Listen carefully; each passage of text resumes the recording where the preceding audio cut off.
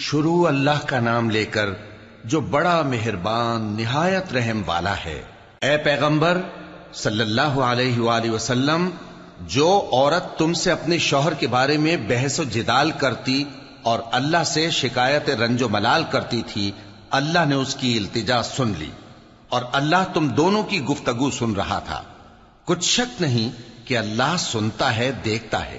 جو لوگ تم میں سے اپنی عورتوں کو ماں کہہ دیتے ہیں وہ ان کی مائیں نہیں ہو جاتی، ان کی مائیں تو وہی ہیں جن کے بطن سے وہ پیدا ہوئے۔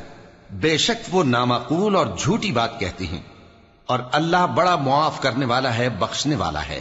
اور جو لوگ اپنی بیویوں کو ماں کہہ بیٹھیں پھر اپنے قول سے رجوع کر لیں تو ان کو قربت سے پہلے ایک غلام آزاد کرنا ضرور ہے۔ مومنو، اس حکم سے تم کو نصیحت کی جاتی ہے اور جو کچھ تم کرتے ہو اللہ اس سے خبردار ہے۔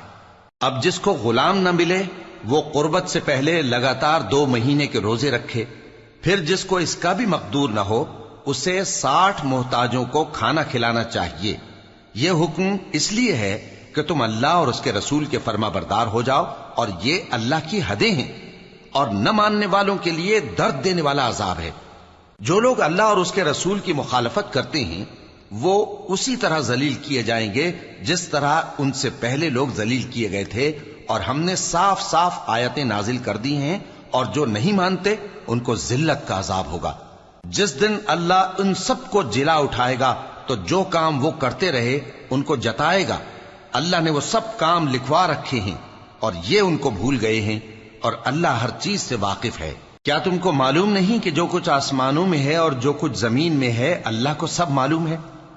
کسی جگہ 3 شخصوں کی سرگوشی ہوتی ہے تو اللہ ان میں چوتھا ہوتا ہے، اور جہاں 5 آدمیوں کی سرگوشی ہو تو وہ ان میں چھٹا ہوتا ہے، اور نہ اس سے کم یا زیادہ مگر وہ ان کے ساتھ ہوتا ہے، خواہ وہ کہیں ہوں۔ پھر جو جو کام یہ کرتے رہے ہیں قیامت کے دن اللہ سب ان کو بتائے گا۔ بے شک اللہ ہر چیز سے واقف ہے۔ اے پیغمبر صلی اللہ علیہ وآلہ وسلم، کیا تم نے ان لوگوں کو نہیں دیکھا جن کو سرگوشیاں کرنے سے منع کیا گیا تھا، پھر جس کام سے منع کیا گیا تھا وہی پھر کرنے لگے؟ اور یہ تو گناہ اور ظلم اور پیغمبر صلی اللہ علیہ وآلہ وسلم کی نافرمانی کی سرگوشیاں کرتے ہیں، اور جب تمہارے پاس آتے ہیں تو اللہ تعالیٰ کے بتائے ہوئے الفاظ کے بجائے دوسرے الفاظ میں تمہیں دعا دیتے ہیں، اور اپنے دل میں کہتے ہیں کہ اگر یہ واقعی پیغمبر ہیں تو جو کچھ ہم کہتے ہیں اللہ ہمیں اس کی سزا کیوں نہیں دیتا؟ اے پیغمبر صلی اللہ علیہ وآلہ وسلم، ان کو دوزخ ہی کی سزا کافی ہے، یہ اسی میں داخل ہوں گے اور وہ بری جگہ ہے۔ مومنو، جب تم آپس میں سرگوشیاں کرنے لگو تو گناہ اور زیادتی اور پیغمبر کی نافرمانی کی باتیں نہ کرنا، بلکہ نیکوکاری اور پرہیزگاری کی باتیں کرنا، اور اللہ سے جس کے سامنے جمع کیے جاؤ گے ڈرتے رہنا۔ منافقوں کی سرگوشیاں تو شیطان کے اکسانے سے ہیں جو اس لیے کی جاتی ہیں کہ مومن ان سے رنجیدہ ہوں، مگر اللہ کے حکم کے سوا ان سے انہیں کچھ نقصان نہیں پہنچ سکتا۔ تو مومنوں کو چاہیے کہ اللہ ہی پر بھروسہ رکھیں۔ مومنوں، جب تم سے کہا جائے کہ مجلس میں کھل کر بیٹھو تو کھل کر بیٹھا کرو، اللہ تم کو کشادگی بخشے گا، اور جب کہا جائے کہ اٹھ کھڑے ہو تو اٹھ کھڑے ہوا کرو۔ جو لوگ تم میں سے ایمان لائے ہیں اور جن کو علم عطا کیا گیا ہے اللہ ان کے درجے بلند کرے گا، اور اللہ تمہارے سب کاموں سے واقف ہے۔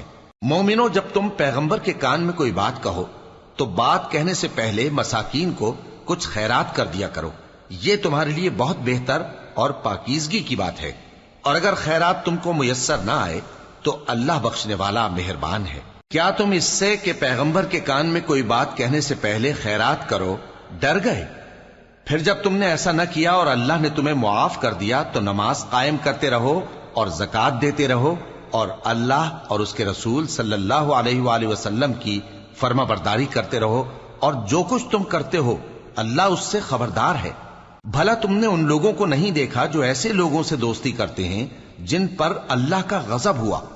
وہ نہ تم میں ہیں نہ ان میں، اور جان بوجھ کر جھوٹی باتوں پر قسمیں کھاتے ہیں۔ اللہ نے ان کے لیے سخت عذاب تیار کر رکھا ہے۔ یہ جو کچھ کرتے ہیں یقیناً برا ہے۔